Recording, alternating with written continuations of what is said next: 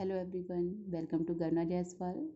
तो आज जो मैं वीडियो बना रही हूँ ये मेरा 4th वीडियो है और आज हम लोग पढ़ने वाले हैं वैल्यू एडिड मेथड। ठीक है, तो सबसे पहले जानेंगे कि ये वैल्यू एडिड क्या होता है। तो देखिए डेफिनेशन लिखी हुई है, value added refers to the addition of value to the raw material intermediate goods by a firm by virtue of its productive activities. ठीक, क्या बताना चाहते हैं उस सिचुएशन को मैं एक एग्जाम्पल के थ्रू बताऊंगी। माना एक बेकर वाला है, ठीक है, बेकरी वाला है और वो क्या प्रोड्यूस करना चाहता है, ब्रेड बनाना चाहता है। ठीक, अब वो ब्रेड बनाने के लिए क्या एज अ रॉ मटेरियल क्या यूज़ खरीदना है, उसको फ्लोर खरीदना है। ठीक है, फ्लोर खरीदेगा तो माना उसने जो फ्लोर है वो 500 रुपीज़ का एक मिलर से खरीद लिया। ठीक, 500 रुपीज़ का फ्लोर उसने एक मिलर से ख़रीदा और अब उसका प्रोसेस करके वो ब्रेड बनाएगा। ठीक, जब ब्रेड बन के तैयार होती है तो उसकी जो फाइनल कॉस्ट होती है, फाइनल जो आउटपुट वैल्यू है उसकी, वो 700 रुपीज़ होती है। ठीक है, तो ये जो फाइनल गुड बन करके तैयार हुआ 700 रुपीज़ में, और जब उसने परचेज़ किया था जो बीच में इंटरमीडिएट गुड यूज़ किया फ्लोर, उसकी वैल्यू थी 500 रुपीज़। तो बीच में जितने भी इंटरमीडिएट कंजप्शंस आए, ठीक है, यदि उसको वो उस फाइनल गुड के प्राइस में माइनस कर देता है तो जो भी बीच का डिफरेंस आता है that difference is called value added, है ना। रॉ मटेरियल यूज़ किया था 500 रुपीज़ का और फाइनल गुड ब्रेड बन के तैयार हुआ 700 रुपीज़ की, तो 700 माइनस 500 किया तो जो डिफरेंस आया वो कितना है, 200 आया ना। तो यही जो डिफरेंस आया 200 का, ये 200 रुपीज़ क्या हुआ, वैल्यू एडिड हुई। क्लियर। तो वैल्यू एडिड दिखाती है कि किसी भी फाइनल गुड को तैयार करने में जितने भी इंटरमीडिएट गुड्स लगे हैं उनको यदि उस फाइनल वैल्यू में, फाइनल आउटपुट वाली वैल्यू में माइनस कर दिया जाए तो जो वैल्यू आएगी वो क्या होगी, वैल्यू एडिड होगी। ठीक है, अब आप देखिए नेक्स्ट कहता है कि ये जो मेथड है वैल्यू एडिड मेथड, इसे कई नामों से जाना जाता है, जैसे product method, inventory method, net output method, commodity service method. ये जो नाम है ये आपको ये याद करना इसलिए ज़रूरी है, समटाइम्स क्वेश्चन में ये इन नामों से बोलेगा कि आपको ये चीज़ें निकालनी है तो आपको नाम नहीं पता होंगे तो प्रॉब्लम हो गया, आपको पता ही नहीं चलेगा कि आपको कौन से मेथड यूज़ करना है यहाँ पर। ठीक है, तो इन नामों को भी याद रखना है कि वैल्यू एडिड मेथड को इन सभी नामों से भी जाना जाता है। चलिए आगे बढ़ते हैं। तो सबसे पहला हमारा फॉर्मूला था वैल्यू एडिड। कहते हैं वैल्यू एडिड कैसे निकालते, तो मैंने अभी आपको समझाया कि जो भी वैल्यू ऑफ आउटपुट होगी उसमें से आप इंटरमीडिएट कंजप्शन को अगर लेस कर देंगे तो हमें क्या मिल जाएगा, वैल्यू एडिड मिल जाएगा। ठीक है, देखिए उसके नीचे लिखा हुआ है sigma GVA at MP equals to GDP at MP। कहने का मतलब जितना भी gross value added at market price है, चाहे वो प्राइमरी का हो, सेकेंडरी का हो, टर्शरी सेक्टर का हो, तीनों को यदि हम ऐड कर लेते हैं तो जो वैल्यू आती है वो क्या कहलाएगी, GDP एट MP, मतलब gross domestic product at market price होगा। ठीक है, तो ये जो सिग्मा GVA एट MP है वो किसके बराबर होता है बेटा, GDP एट MP के बराबर होता है। ठीक, अब आपने देखा पहला जो फॉर्मूला उसमें क्या था, दो चीज़ें आपने देखी, वैल्यू ऑफ आउटपुट और इंटरमीडिएट कंजप्शन। कैसे पता लगाएंगे इन दोनों चीज़ों का, तो वैल्यू ऑफ आउटपुट जो है वो किसके बराबर होती है, सेल्स के बराबर होती है। जितना भी आपका टोटल सेल्स होगा वो क्या कहलाएगा, वैल्यू ऑफ आउटपुट कहलाएगी। ठीक है, तो value of output equals to sales, याद रखना है। कहते हैं ये वैल्यू ऑफ आउटपुट जो है सेल्स के बराबर भी होती है और समटाइम्स अगर सेल्स गिवन है और साथ में चेंज इन स्टॉक गिवन है, चेंज इन स्टॉक आप जानते हैं ना कैसे निकालते हैं, हाँ, closing stock minus opening stock से। ठीक है, तो जब अगर आपके क्वेश्चन में सेल्स गिवन है, चेंज इन स्टॉक गिवन है, तब दोनों को ऐड करके क्या पता कर लेंगे, वैल्यू ऑफ आउटपुट को पता कर लेंगे। ठीक है ना, तो वैल्यू ऑफ आउटपुट आपने देखा कि वैल्यू ऑफ आउटपुट समटाइम्स अगर सेल्स गिवन है और कुछ नहीं गिवन है तो सेल्स बराबर वैल्यू ऑफ आउटपुट होगा, और अगर सेल्स और चेंज इन स्टॉक दोनों गिवन है तो सेल्स में चेंज इन स्टॉक को ऐड कर देंगे तब भी वैल्यू ऑफ आउटपुट आ जाएगा। और समटाइम्स हो सकता है सेल्स ना गिवन हो और क्वांटिटी और प्राइस गिवन हो, तो क्वांटिटी इंटू प्राइस करेंगे और प्लस चेंज इन स्टॉक करेंगे तब भी हमारा वैल्यू ऑफ आउटपुट आ जाएगा। ठीक है, और चेंज इन स्टॉक कैसे निकालते हैं, तो अभी अभी मैंने आपको बताया था, क्लोजिंग स्टॉक में से ओपनिंग स्टॉक को अगर लेस कर देते हैं तो क्या आ जाएगा बेटा, चेंज इन स्टॉक आ जाएगा। तो अभी तक हमने कितने फॉर्मूले पढ़े, देखिए पहला फॉर्मूला था आपका वैल्यू एडिड का, जिसमें value of output minus intermediate consumption करना था। दूसरा, वैल्यू ऑफ आउटपुट कैसे पता करते हैं, तो या तो वो टोटल सेल्स के बराबर होगा और या तो टोटल सेल्स में चेंज इन स्टॉक को प्लस कर दिया जाए, तब भी वैल्यू ऑफ आउटपुट आप लोग फाइंड आउट कर सकते हैं। और दूसरी बात, अगर क्वेश्चन में सेल्स नहीं गिवन है और क्वांटिटी और प्राइस गिवन है किसी भी प्रोडक्ट की, तो आप उसका मल्टीप्लिकेशन करेंगे, उससे आपको सेल्स मिल जाएगा प्लस चेंज इन स्टॉक कर देंगे। और फिर चेंज इन स्टॉक का फॉर्मूला आपको मैंने सिखा दिया कि closing stock minus opening stock करेंगे तब आपको चेंज इन स्टॉक मिल जाएगा। तो वैल्यू एडिड को जानने के लिए आपने देखा था 2 चीज़ें जाननी थी, value of output minus intermediate consumption. ठीक, चलिए फाइनली आते हैं वैल्यू एडिड मेथड में। तो वैल्यू एडिड मेथड में करना क्या होता है, जो gross value added at market price होती है, प्राइमरी सेक्टर की, सेकेंडरी सेक्टर की, टर्शियरी सेक्टर की, अगर तीनों के अमाउंट को ऐड कर दिया जाए, ठीक है, तो हमें क्या मिल जाएगा, जीडीपी एट एमपी मिल जाएगा। एक बार हमें GDP at MP after addition मिल जाएगा तो उसके बाद हम क्या करेंगे, कन्वर्जन करेंगे, क्योंकि हमें इससे क्या निकालना था, नेशनल इनकम निकालनी थी। ठीक है, नेशनल इनकम को और क्या कहते हैं, एनएनपी एट एफसी, मतलब net national product at factor cost कहते हैं। इसको हम कन्वर्ट करेंगे जीडीपी एट एमपी से। ठीक है, तो हमने पहले ही ये चीज़ें मेरे फर्स्ट वीडियो में मैंने आपको सिखाया था कि एग्रीगेट्स को कैसे कन्वर्ट किया जाता है। तो यहाँ पे देखिए, यहाँ पर नेशनल इनकम में जो पहला एन है वो नेट है, अगर ये ग्रॉस डोमेस्टिक जो है प्रोडक्ट एट मार्केट प्राइस में जी जो है वो ग्रॉस है, तो ग्रॉस में यदि हम माइनस डेप्रिसिएशन करते तो वो क्या हो जाएगा, नेट के इक्वल हो जाएगा। ठीक है, इसलिए माइनस डेप्रिसिएशन।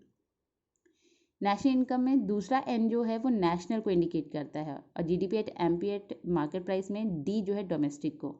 तो डोमेस्टिक में यदि एनएफआईए को प्लस कर दें तो हम क्या कन्वर्ट हो जाएगा, वो नेशनल में कन्वर्ट हो जाएगा। ठीक है, देखिए प्रोडक्ट और प्रोडक्ट पीपी दोनों में सेम है।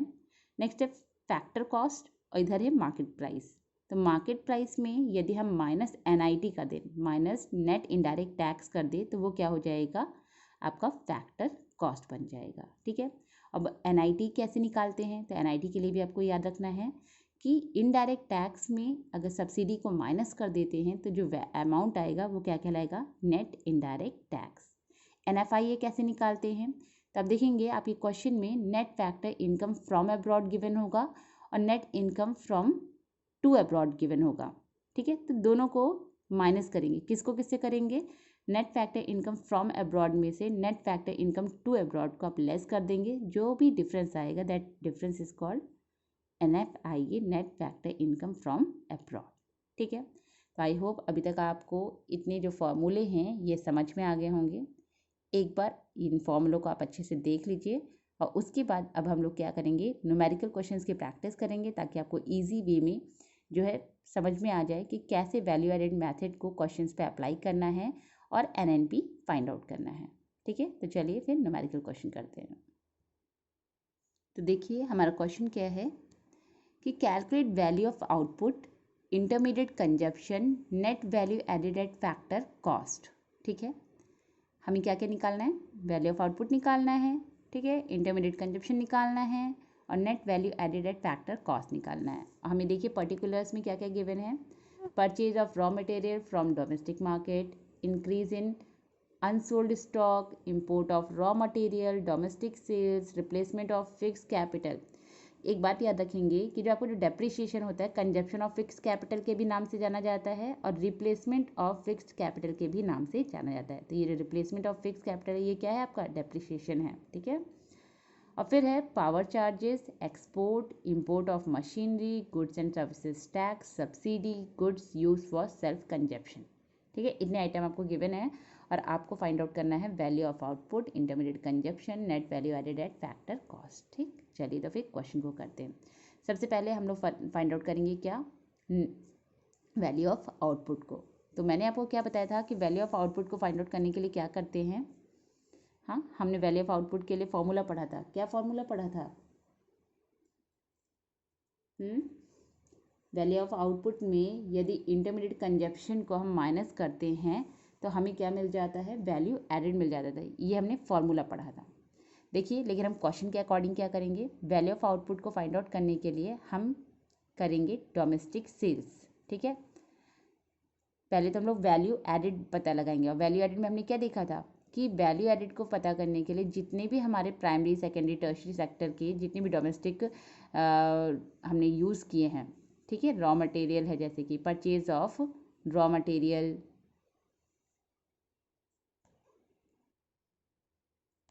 जी, तो purchase of raw material from domestic market, आप देख रहे परचेजिंग करते हैं तो हमारा पैसा खर्च हो जाता है, ठीक है। तो वैल्यू ऑफ आउटपुट को गेन करने के लिए हमें क्या करना होगा, हमें देखना होगा जितने भी पर्टिकुलर्स हमें गिवन हैं उसमें से हम देखेंगे किससे हमें इनकम हो सकती है। तो देखिए परचेजिंग करने से तो बिल्कुल नहीं होगी, तो हम इस आइटम को नहीं लेंगे। दूसरा है इंक्रीज इन अनसोल्ड स्टॉक, है ना, वो स्टॉक जो अभी बेचा नहीं गया है तो वो क्या है, हमारे लिए एक इनकम का सोर्स है, तो हम इस चीज़ को लेंगे। तो हम वैल्यू ऑफ आउटपुट के लिए किसको लेंगे, इंक्रीज इन अनसोल्ड स्टॉक को लेंगे। कह रहे इंपोर्ट ऑफ रॉ मटेरियल, इससे क्या होता है, इंपोर्ट कर देंगे पैसा चला जाएगा, इसका मतलब इसको नहीं लेना है। डोमेस्टिक सेल्स, मतलब डोमेस्टिक एरिया में सेल्स जो है हमारा वो क्या होगा, उससे सेल्स से हमें इनकम होती है, तो हम इस अमाउंट को लेंगे, मतलब purchase increase in unsold stock को लेंगे प्लस डोमेस्टिक सेल्स को लेंगे, ठीक है। और देखिए और किससे आपको इनकम हो सकती है, तो पावर चार्जेस से तो नहीं होगी, एक्सपोर्ट से, एक्सपोर्ट करेंगे तब भी हमें क्या होगा, इनकम होगी, ठीक है। तो 3 आइटम हो गए, डोमेस्टिक सेल्स ले लिया आपने, एक्सपोर्ट ले लिया, इंक्रीज इन अनसोल्ड स्टॉक ले लिया, और कुछ है, और कुछ देखेंगे तो देखेंगे goods use for self consumption, ठीक है, सेल्फ कंजप्शन के लिए गुड्स को यूज़ किया गया है। तो इन चारों आइटम को आप ऐड कर लेंगे तो आपको क्या मिल जाएगा बेटा, वैल्यू ऑफ आउटपुट मिल जाएगा। तो देखिए क्या क्या है, increase in the unsold stock आपका 60 रुपीज़ है, दूसरा डोमेस्टिक सेल्स जो है आपका 1200 है, फिर इसके बाद एक्सपोर्ट जो है आपका 200 है, और goods use for self consumption है वो 10 रुपीज़ है, ठीक है। चारों को आपने ऐड किया तो आपको क्या मिल गया, 1470 करोड़ रुपीज़। ये आपका जो आया ये क्या था, वैल्यू ऑफ आउटपुट। हमेशा याद रखेंगे वैल्यू ऑफ आउटपुट को निकालने के लिए आपको याद रखना है कि जितने भी पर्टिकुलर्स गिवन हैं, ठीक है, जितने भी पर्टिकुलर्स गिवन हैं उससे क्या होगा कि आपको देखना होगा कि किससे हमें इनकम हो रही है, जो भी आपके इनकम के सोर्सेज होंगे उन सभी को अगर आप ऐड कर देंगे तो आपको क्या आ जाएगा, वैल्यू ऑफ आउटपुट आ जाएगा, ठीक है बेटा। नेक्स्ट है इंटरमीडिएट कंजप्शन। इंटरमीडिएट कंजप्शन क्या होता है कि हमने प्रोसेस जब प्रोडक्शन किया तो उस बीच हमारे कितने खर्चे रहे, तो इंटरमीडिएट कंजप्शन को जानने के लिए आप देखेंगे कि जितने भी पर्टिकुलर गिवन है उनमें से किससे हमें खर्चे हो रहे हैं। तो आपने देखा था परचेज ऑफ रॉ मटेरियल है जो, ये हमारा खर्चा हुआ, तो हम इसे क्या करेंगे, इसको ऐड करेंगे। फिर आपने देखा था import of raw material, import करेंगे तब भी खर्च होगा तो हम इसको भी लेंगे। फिर है आपका देखिए पावर चार्जेस, पावर चार्जेस अब प्रोसेस किया है तो इलेक्ट्रिसिटी तो लगी होगी, तो ये भी हमारा खर्च है, हम इसको भी लेंगे, ठीक है। तो तीनों चीज़ों को, तीन ही खर्च आपको यहाँ पे दिख रहे हैं, तीनों खर्चों को हम अपने ऐड कर लेंगे। क्या क्या था, purchase of raw material from domestic market 400 rupees, import of raw material 120 rupees, और आपका पावर चार्जेस 20 रुपीज़। इन तीनों अमाउंट को अगर आप ऐड करते हैं तो आपका रुपीज़ कितना जाता है, 540 करोड़ आ जाएगा। ये आपका हो गया इंटरमीडिएट कंजप्शन। अब आपने देखा था वैल्यू एडिड का फॉर्मूला क्या था, वैल्यू एडिड का फॉर्मूला था आपका value of output minus intermediate consumption. अगर वैल्यू ऑफ आउटपुट में मतलब 41,470 करोड़ में से 540 को आप लेस कर देते हैं इंटरमीडिएट कंजप्शन को, तब वो क्या मिल जाएगा, वैल्यू एडिड मिल जाएगा, ठीक है। तो अब आप क्या करेंगे, वैल्यू एडिड फाइंड आउट करेंगे। तो net value added eight factor cost को फाइंड आउट करने के लिए हमारा फॉर्मूला क्या हो गया, value of output minus intermediate consumption, ठीक है। और साथ में और क्या क्या चीज़ें हैं देखिए, और चीज़ें आप क्या देखेंगे, कन्वर्जन करेंगे। यदि आपने value of output minus intermediate consumption किया तो आपको क्या मिल जाएगा, GVA या GDP एट MP मिल जाएगा। और यहाँ आपके क्वेश्चन में आपको क्या निकालना है, नेट वैल्यू एडिड, ठीक है, net value added eight factor cost. तो आप कन्वर्जन करेंगे भाई, आपको नेट निकालना है, और जी मतलब ग्रॉस आपको पता है, GDP एट MP आपको पता चल गया value of output minus intermediate consumption करने से। तो ग्रॉस में आप क्या करते हैं, डेप्रिसिएशन को माइनस करते हैं, तब वो क्या मिल जाता है, नेट मिल जाता है। तो आप यहाँ पे क्या कर देंगे, रिप्लेसमेंट ऑफ फिक्स कैपिटल को माइनस कर देंगे, ठीक है। उसके बाद आपने देखा था कि net value eight factor cost आपको निकालना है, और आपको GDP एट MP गिवन है, ठीक है। Value of output minus intermediate consumption आपने किया था, ये क्या था, GDP एट MP। तो GDP एट MP में मतलब मार्केट प्राइस में यदि आप इनडायरेक्ट नेट इनडायरेक्ट टैक्स को माइनस कर दें तो आपको क्या मिल जाएगा, वो फैक्टर कॉस्ट में कन्वर्ट हो जाएगा। तो वही आपने यहाँ पर भी किया। मैंने आपको पहले ही बताया कि नेट इनडायरेक्ट टैक्स जो है कैसे निकालते हैं। तो यहाँ पर इनडायरेक्ट टैक्स क्या है, जीएसटी है। तो जीएसटी में आप सब्सिडी को माइनस कर देंगे तो आपको क्या मिल जाएगा, नेट इनडायरेक्ट टैक्स मिल जाएगा। तो आप बस इन्हीं सब चीज़ों में अपनी वैल्यू पुट करेंगे।